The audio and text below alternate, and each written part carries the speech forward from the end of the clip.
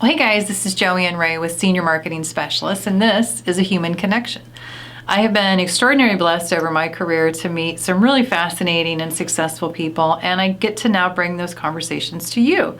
So I hope that we can all learn and grow from each other. I hope you enjoy.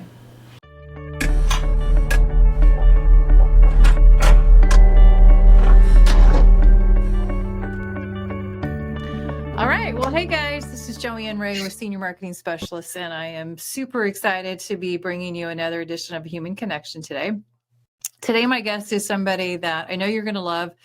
He is one of my favorite people. He's definitely the favorite person that you want to sit next to at any event. Somebody that I've admired for a very long time. This is Jeremie Pielemeier, Executive Vice President at Elder Care Insurance in Hot Springs, Arkansas. Hello. Hello. How are you? I'm good. Good. Thanks for having me. Absolutely. Welcome. Glad to have you. So as you know, this podcast, we're going to talk a little bit about your business because that's what brought us together. But in this type of a podcast, in this setting, everybody wants to learn about Jeremie, the person. So Jeremie, the father, the dad, the husband, all the things that make Jeremie tick, how you got here. But let's just start with a quick little bio, if you don't mind, for everybody on your current position and how you became to be Executive Vice President at Elder Care, Jeremie. So I think I actually got tricked into this job by Tony Bettis years ago. I wanted to be an agent because I had flexibility to, have my own schedule, grow a block of business, make money. And interestingly enough, Tony asked me and John Bettis to come up to you all's office in about 2006 to take a look at something you guys were doing. I didn't really want to go, and he told me that he would send John and I to a Cardinals game if I ran up, and that was March of 06. I have not been back in the field since then. And so I think it just accidentally happened. I guess. Wait, it sounds like a visit to our office totally derailed your entire career. I know. That's not where this wanted this to go. We went up, we met with Dan, some folks from your office. You guys have always been so amazing. And even before the Integrity Partnership, where you guys really treated us like a partnership. And so we came back, we took some of the information you guys gave us and started a department. And Tony's like, can you do this for me? And then that led to me being in the office and never leaving. And so, so that's how I landed where I'm at today. So I'll kind of take that and basically now twist that to where we're the reason that you are where you are. We're the reason you landed the position that you did, right? Yeah, there's no way that I would be where I'm at today without you all on your team. Absolutely true. Okay, well, we're off to a good start already, Jeremie. Well, let's back that up a little bit. So we walked through that pretty fast. So you started off in sales, right? So you were knocking on doors, Medicare supplements, final expense. What was your main product line? Yeah, so I have always been a sales guy. I've told this story a few times. I started selling candy door to door when I was like 13. I would knock on your door and sell you the peanut clusters for $13 to pay for my college on Saturday. That's all I knew. And right out of school, I went to work for a really great company. Let me take a step back. Out of high school, I didn't attend college, but my college was really selling. And so I went to work for a great company that really taught me, I would say they taught me how to sell, but I think they more importantly taught me how to work hard. And they taught me that I could control my future if I put forth the effort. And so with that came a tremendous amount of sales knowledge. And I really loved what I did. I didn't really intend to sell insurance. There was really just kind of a fork in the road that I took unexpectedly. It was a Monday in 2000. The year 2000, I'm dating myself, and went to work like any normal day. And it didn't pan out the way I thought it would, and ended up leaving that job. And my girlfriends at the time, she's now my wife, and I got to put a plug in. Today's my anniversary, my 19 year anniversary. Oh, and you're spending it with us at the Human Connection. Thank you. There's nowhere else I'd rather be. You can edit that out so my wife doesn't see that live. I will definitely edit that out. So my at the time girlfriend's dad was a sales manager at Elder Care, and he told me to come work here. It would be amazing. All my dreams would come true. And I quickly found out that that wasn't necessarily the case, because selling was harder than I expected it to be. And I came in the field in August of 2000. And one kind of interesting thing that I may or may not have told you, Joanne, is I came from a business where I had seen a pretty good amount of success at a young age. And so kind of rolling into this, I think maybe I thought it was going to be a little bit easier than it was. Maybe I was prideful or full of myself. And so I hit the field, and back then we were running lead cards, and we would get like 30 of them every Monday, whatever that number was. And so I go out in the field. It's summertime. I remember I was driving a Jeep Wrangler, and so gas was really expensive for the little Jeep. And I saw for about 2 weeks in the field, I would give presentations, pitch my little heart out, and couldn't get anybody to say yes. And so I was in a house in Bismarck, Arkansas. It was a hot summer day. I gave a lady a presentation. I could save her about $50, and she said no. And so out of desperation, frustration, whatever you want to call it, I said, if you'll take this policy, I'll pay for it for you. I didn't have the money. And I don't even think that you could legally do that, but she told me no. And so I remember getting in my car, and I was just like, this is the worst job. Like, I will never be able to do this. I cannot give this stuff away. And I actually told my girlfriend at the time that I was going to quit, and this gig just wasn't for me, and I was going to go back to where I'd worked before. So the deal was she couldn't tell her dad, because I knew he would try to talk me out of it. And then when I went in to turn my stuff in after hours, he was sitting there waiting on me with the lights off. And he kind of caught me, and he's like, "Hey, I hear you're gonna quit." And it was a pivotal moment in my career, because he spent a lot of time that evening working through what I might be doing wrong, what I could do better. And after that, it was like a whole different experience for me in the field. So I'm super thankful for the time that Duke spent making sure I didn't walk away from something that turns out I was okay at. Wow. Do you care to share what some of those points were that he was observing that made everything such a big difference for you? Yeah, I think the key pieces were, I came from a place where it was very high pressured. And so part of the way that we did our sales was, pressing, I wouldn't say pressing hard, but we certainly didn't take no for an answer. And as I worked through my presentation, looking back, it was really a couple of simple things. And that was that Duke told me to talk slower, that he thought I talked way too fast when dealing with the senior market, and that I needed to not have so much pressure, like kind of this, I hate to call it the used cars salesman, sound to me, but that was how he described it. And so, from that point, I really changed my perspective of, I'm really proud of the products that we offer. I'm really proud that when someone needs what we have, heart surgery, death, cancer, that, and any agent who's listened to this can relate. I had a call about 2 weeks ago. My wife was in the car, and it was on speaker. And the client of mine called and said he'd been diagnosed with cancer. He had a plan G, and he was like, I want to know how much I'm going to be out of pocket. How much will it cost to go to MD Anderson? And it was really an amazing conversation to get to say, hey, everything's paid except your Part B deductible. It's a couple $100.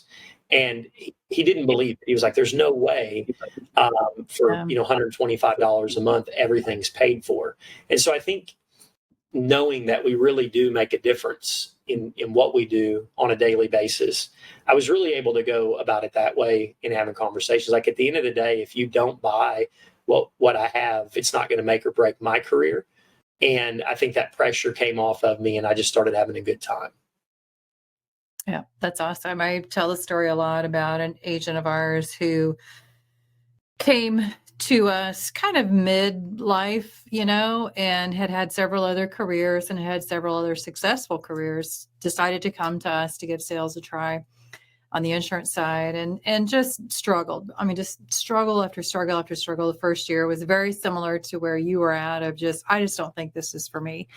Had a conversation with somebody that sounds like your father-in-law, and was convinced to maybe that he was doing something that was wrong versus the product or the process or something. And one of the things, and then we very quickly saw him climbing up. Not only was he not about to not make it, he very quickly climbed up to number 1, number 2 in the charts each week. So we asked him to come on and interviewed him and asked him what was that difference, what was that thing. And the thing was exactly what you just said, which was, I went from going into that home wanting to make a sale for me, for my commission, for my family, for my income, whatever, and completely flipped it around to, what does that client need?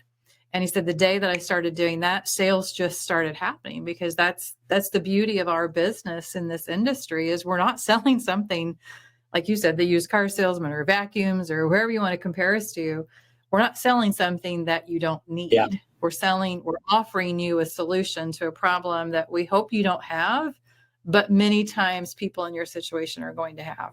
The odds are stacked that you're going to need one of these products that we have. And it's not just for the commission. So I think that was the biggest difference maker that he mentioned too, just like you said. Well, and today it's so much different than, I'm going to sound like I used to walk uphill both ways in the snow barefooted, but when I was selling, we only had MedSup.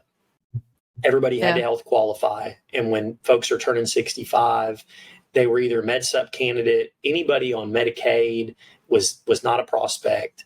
And so now with the MA space, where pretty much everybody that you talk to has some type of opportunity for enrollment. Someone turning 65, which obviously is an amazing market, when they're turning 65 and they're low income or full-blown Medicaid, or they have health problems later on out of their open enrollment, you have plans and programs available that we never had when I was in the field. So it's an amazing business. And I really love getting to do what I get to do every day. Have you been able, well, I'm not sure, I'm sure you have. How many times, and what did it feel like when you were, did you say Duke? Was that your father-in-law, Duke? So you've probably been in his shoes now a number of times, of agents or staff or anybody involved coming to you saying, I just don't think I could do this. I just don't think this is working. I just don't think it's for me. Or they're just having a bad day. Maybe they didn't want to quit, but just having a bad day. And you've been able to turn them around. Do you have any of those instances in mind? And how refreshing or how satisfying is that you got to do that when somebody was able to do that for you? I think that's very cool. Yeah, you may be giving me too much credit, but thanks for that. I do love getting the opportunity to just talk through what folks are struggling with. And sometimes it's, it's a bad day. Sometimes it's just, no matter how hard you try, things don't seem to go your way. And that's the interesting thing, is it seems like when things are going really, really good, obviously you've worked hard to get there, but it seems like you're not even trying. And I don't know how to describe that, except for when things are clicking, they're clicking. And then sometimes when you're having such a hard time and you try, and no matter how hard you try, it doesn't seem to come together. And I think what you said a second ago is really the key. And what we try to talk about is just step back and have fun. It's a great business. If you just enjoy what you're doing, then I think it makes all the difference in the world. And it is hard because you need to make a sale to make money. But if you go in there needing to make money, you can't make the sale. So you just really have to step back and I think just take time to care about people. And I know that sounds like a cliche, but I think people genuinely see that when you're in a house or on the phone. It works. And can you even imagine, Jeremie, going to work each day and not being around people that you enjoy being around, or not doing what you enjoy doing all day? I know millions of people do it every day, but I can't imagine that. I've been very blessed day one of my career to enjoy the people that I work with and try to continue that environment here. spread that to more and more people. And I know we're very lucky. I know we're very blessed. I know not everybody gets that opportunity, but I think that's another wonderful thing about both of our organizations is we have a ton of fun. We love those that come to work for us each day. I always used to tell Dan when I would pull in the parking lot, my heart would kind of stop for a second because I would see all the cars every day that were in the parking lot. And I knew that I was somewhat responsible for making sure that those people continued to have a career here. And then you start seeing lots of car seats in the back of all those cars. And then you start seeing nicer cars. And to me, there's nothing that makes me happier than seeing that. That's growth and that's progress. But it also kind of makes my heart stop for just a second each day when I pull in, because that's a lot of responsibility on our shoulders, but we take that very seriously. But I love that the parking lots continue to get fuller and fuller and more car seats in the back. Yeah, it's to your point, it's been really amazing to see and hear people that might come to you and say, I bought my first house, or I bought my kid a brand new car. And, those things don't necessarily, that old adage, like money doesn't make you happy, but it's amazing, exciting, gratifying, whatever word you want to use, to see other people's hard work pay off in a really big way. And, you mentioned this business, and it's really unique. And I got in it at a pretty young age, and so I don't have a lot to compare it to. But even when I mentioned earlier about coming up to y'all's place in '06, we were certainly competitors, and have been until the last couple of years. But the dynamic of our industry with people like you and Dan, David, Bobby, Ryan Kimball, Taylor Martin, Teddy Ruttinger, Craig Ritter, like, we competed, but everybody really helped each other at the same time. And I think that was helpful for me to be able to have people to reach out to. The truth is, probably some of the very best friends that I have in the world are in this business and not necessarily in my building.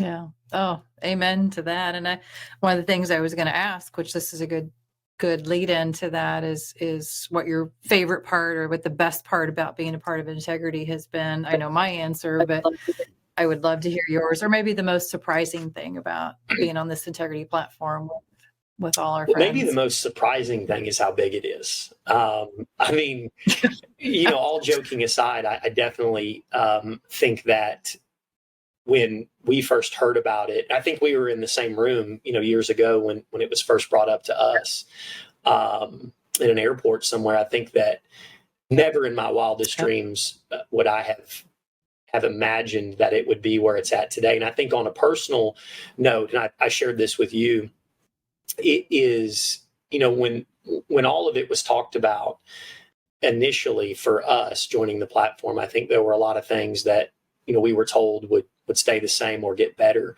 And when you're going through that process, you never know for sure. It's like, will everything that's been promised be delivered?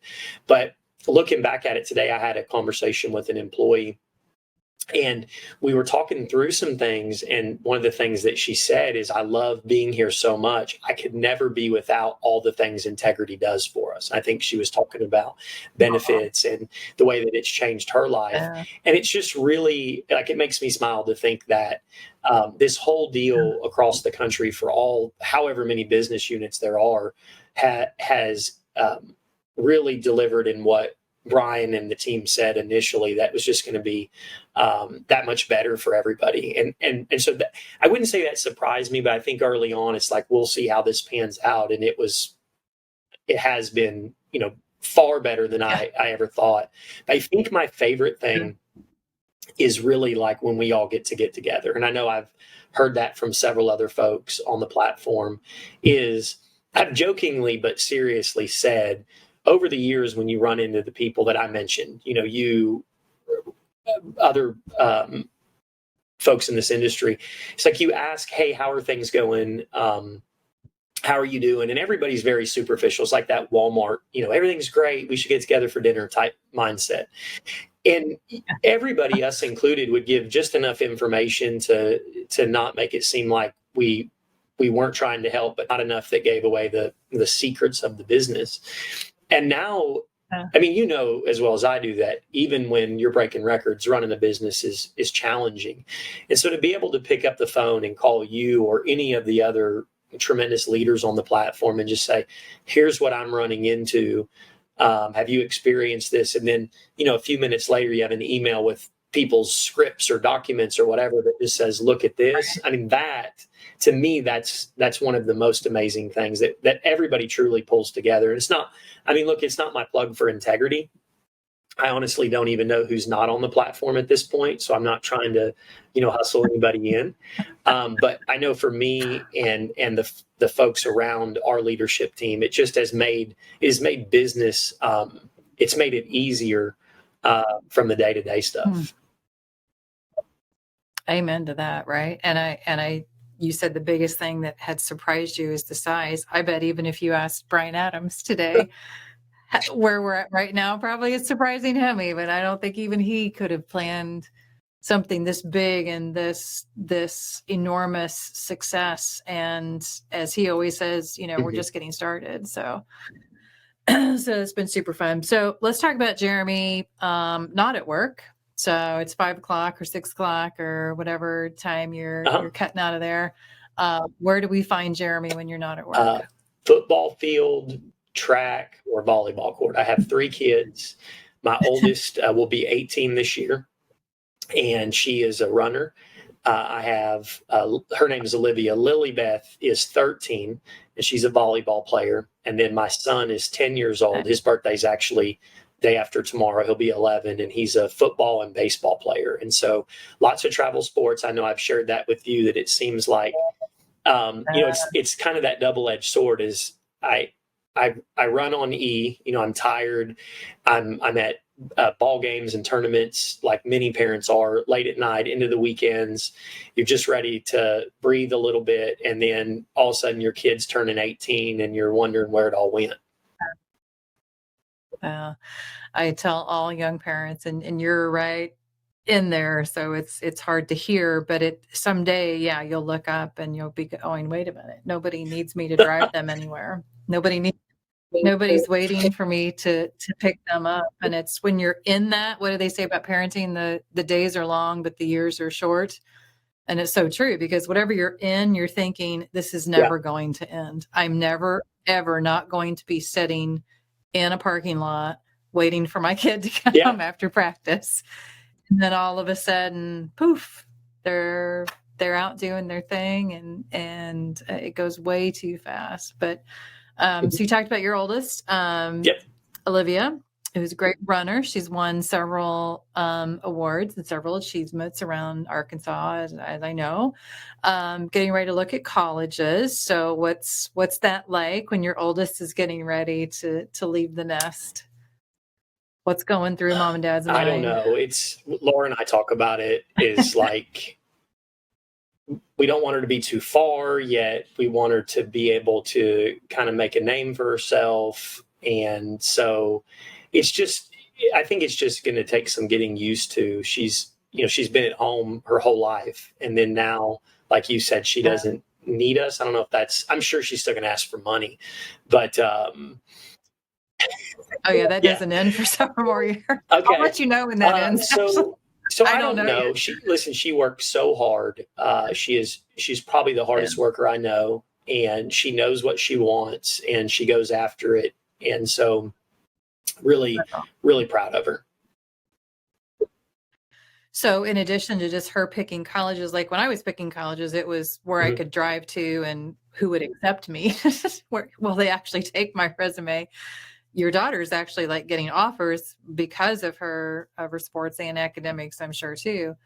That's got to be hard, because you're wanting her to choose somewhere, like you said, that's still close, that mom and dad could still drive to, but yet she's probably getting offers maybe from farther away than you would choose if it weren't for those offers. So you don't want to be in the way, but yet you want them to spread their wings. It's got to be a whole new challenge. And like I said, she's never been away from home for that long. That's crazy to think about, isn't it? So right now we're leaning towards Mizzou because she can have room at your house. So I have a room already. Mine have all left. So I'll take Yeah, so another one in for we go sure. to Fayetteville this week to visit with their coach, and really, Yeah. I think wherever she goes will be great. It's just really neat to see her Yeah. hard work pay off, and for her to, because really, I think our goal as parents is to prepare our kids for life, and so I think she's seeing Whatever. right now that you can do anything if you work hard enough for it. And I'm sure I've told you she's won 13 state championships. She's a Wow. two-time Gatorade athlete of the year, and then this year she set the all-time Arkansas uh, running record in the mile. So she's the fastest high school female to ever run in the state of Arkansas the mile. And so she's really worked hard for all that, and I think that hopefully prepares her for, I mean, not that running a mile fast helps her be successful, but I think that oftentimes people really want to be successful, but they look at people and they think, I just wish I had what they have, but they're missing what it took to get there. And so, All right. Yeah. It's all yeah, about so work to get Olivia will there. run, a mile in 4 minutes and 50 seconds. And that's what you see is her hit the track for 4 minutes and 50 seconds. But what you haven't seen is the 55 miles a week that she's put in for the last 3 or 4 years to get her to that point. And I think that's just a great testament to what it takes in life. So you run a lot. I know you're a runner. Does she get the speed from you, or does she get just the love of No, running? so funny story. She was being interviewed by the paper after she won something. And they asked her, where do you get your athletic ability from?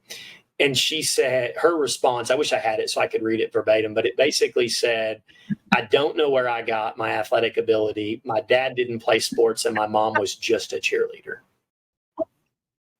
Oh, Yeah. that's terrible. Yeah, so we're working with her to maybe improve the way she says stuff.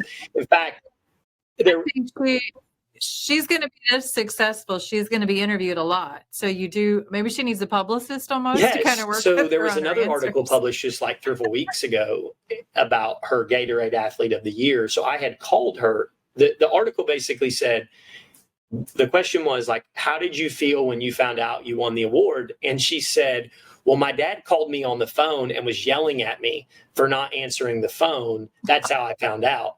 And so that's absolutely true, but out of context. So the argument, what she failed to say was, I had called 3 or 4 times. She didn't answer. And then probably like any parent, I flex I pay for the phone thing. So I said, hey, listen, if you're not going to answer the phone, I'm not going to pay for it anymore.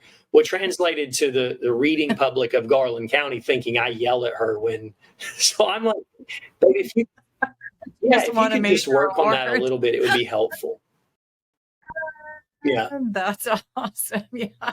Yeah. She's going to need that because she's going to be interviewed a lot, it seems like. So the other 2, you got volleyball and then you're a football star. So what's that been like? You got 3 kids, 2 parents, probably 3 different directions. Who goes where? How do you figure out who's going to which parking lot and who's going to miss Listen, I would love to sit here and tell you I'm all put together, but we had this summer, I got a phone call from the church campus hey, where's Lily Beth? Or Lily's not here. And I'm like, yeah, she's at home. And they're like, no, but she signed up for camp. And so we had forgotten that we had signed her up. And so that's kind of the life we live. It's like I told you this morning, we were talking on Facebook, we look amazing with our family pictures, everybody's smiling, but really we're just barely making it. And just hoping that we get we forget kids sometimes. Just the normal, just the normal parent stuff. I hope DHS. Yeah. Let's clarify that, Jeremy, in case that's the one that. So Allie's going to take certain pieces out of this to do all the promotions for your podcast. And I don't want it to be, Jeremy forgot his kids or forgets his kids a lot. So clarify that statement there. You forget him for a minute or 2.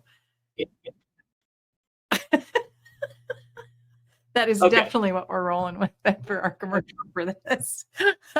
Jeremie Pielemeier's daughter wins state champion while he's yelling at her and forgetting the others.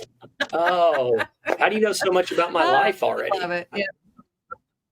I know, right? Right. So what other fun stuff? So the Yeah. kids, yes, that takes up obviously a lot of time. Uh-huh. I know you're a big car guy. So are you working on anything special right now? And tell everybody, if not anything new, tell everybody about the truck from your grandfather. I think that's a pretty I'm cool not story. working really on anything new. We're just kind of trying to make it through sports right now. But I do have the truck you're talking about is a 36 Ford truck that my mom learned to drive in high school. So it was her high school car or truck. And my grandfather saved it in about 2014 or 15. I picked it up. He lived in California. So I ran out there and grabbed it and spent about 4 years restoring it. And just a cool family car. And doesn't go very fast, but it's pretty neat. Well, that's good because I hear there's also been some speeding tickets in your past. So we know way too much about each other, Jeremy. So I didn't get a speeding ticket today, as you know. And I didn't have my driver's license or up-to-date registration. So I'm pretty much a mess. Reminds me once, I'll tell a funny story on our family. So my husband's best friend's in the military, and he was on an Air Force base in Wyoming a few years ago and loaded up the kids on spring break. Yay, let's go to an Air Force base in Wyoming. They were super excited about that. But we had fun. So we get all the way out there, and to get on to visit anybody on an Air Force base, there's a lot of things you have to show them, right? So the first thing was our IDs. So my husband and I both had our IDs with us. And then they asked about registration on the car. So we're like going through there. Can't find anything current. Well, insurance. We're both looking, we're scammering. Got nothing. Here's the expired one from last February. It shows I had State Farm, but I just don't have the current card. You can call. So anyway, there's like 2 or 3 things that they asked for. My son was 16, I think, at the time. And anyway, they needed his ID. He didn't even have it. Didn't even have his ID with him, but he's 16. And we might have let him drive for a little bit of the trip. Anyway, fast forward. So my husband's best friend comes out because they're like calling him like, these people can't prove, they don't have all the documents. And he like loses his mind. He's like, you guys just drove halfway across the country. You don't have up-to-date insurance, your registration. The kid doesn't even have his ID with him. We're like, those are not things that I normally think to check before I take off on a road trip. We're thinking food, gas, where are we going to stop? Yeah. What entertainment do we have? The books, videos, all of that. So I got to tell you a quick speeding since clearly I have a lead foot. So we were going through Texas, and I live in Arkansas. So I think we're going on a cruise or going to Galveston or something like that. We were in a Suburban. My son, who's going to be 11 in a couple of days, was a little baby. So Laura was in the back seat of the Suburban, and probably like a lot of husbands, my wife was giving me some really good corrective criticism, telling me that I needed to slow down because I was going to get ticket. And so it was just constant, like, slow down. And I should have listened, but I got blue lighted. And so the guy pulls over, and he was highway patrol or state police. As he's coming from his car to mine, Laura's just like, I told you I told you, just over and over. So the guy comes to the window and he says, license and registration. And I said, listen, just give me my ticket. I said, I have however much time I had, 4 hours left on this trip. And my wife's been telling me not to speed for the last hour. And so nothing you're about to do to me is going to be worse than the next 4 hours of my life. So he sticks his head in the window, and Laura she's like, I told him not to speed. And this guy must have been married because he laughed and he handed me my stuff and he said, I hope you enjoy your ride, sir. And I didn't get a ticket, but it was a long ride.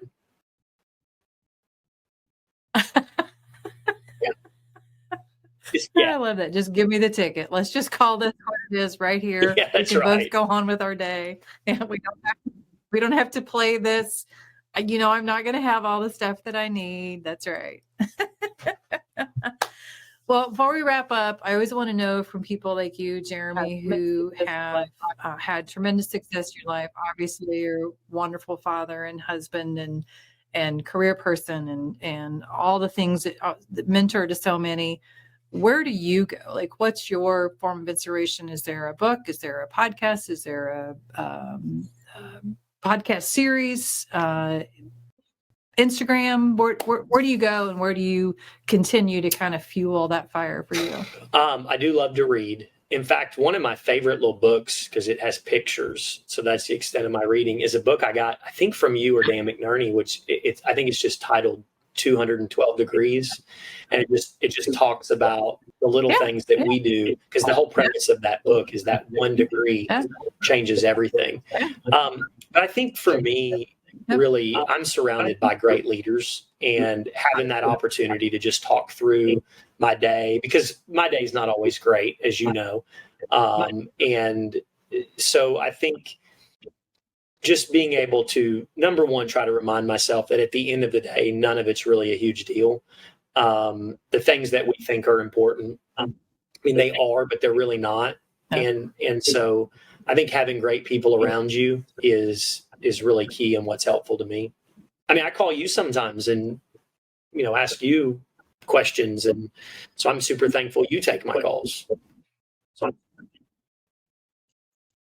And sometimes I even totem pole them, right? That's another little trick we have between us. That's maybe another maybe you can explain that in another podcast. Oh, that's way too deep for this one. Yeah, way too. We'll have to take that on another one. But I appreciate you. You are definitely that person for me, for so many people, that I know that regardless of what kind of day I'm having, if I see your face, even if I see your name on a list, it just makes me smile. And I think you bring that to people. You bring that energy to a room. You bring that energy to the company.